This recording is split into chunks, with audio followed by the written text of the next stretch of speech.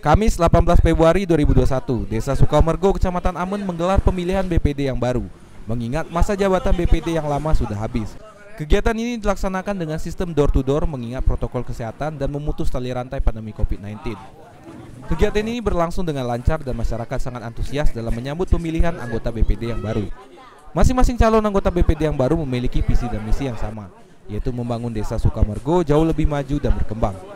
Kalau untuk kegiatan hari ini proses pemilihan anggota BPD untuk Desa Sukamergo, alhamdulillah dapat berjalan dengan baik sesuai dengan apa yang kita inginkan.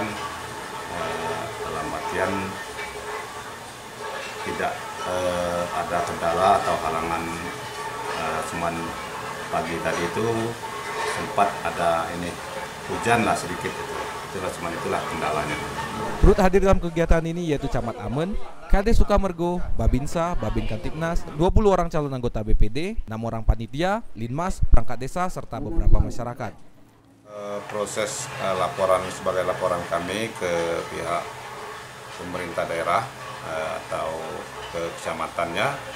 Untuk hari ini memang belum kami sampaikan mengenai hasil dari proses pemilihan tadi, dikarenakan untuk kami dalam musyawarah kesepakatan antara para calon kemarin untuk proses pemilihan ketua, wakil ketua, sekretaris itu di organisasi dia itu masih akan dimusyawarahkan lagi.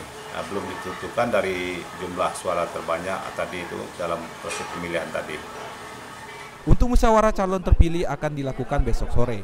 Harapan PJSKD Sukamergo berkenaan dengan calon anggota BPD kali ini yang masih muda, diharapkan bisa berantusias yang baik dalam berkemajuan Desa Sukamergo itu sendiri.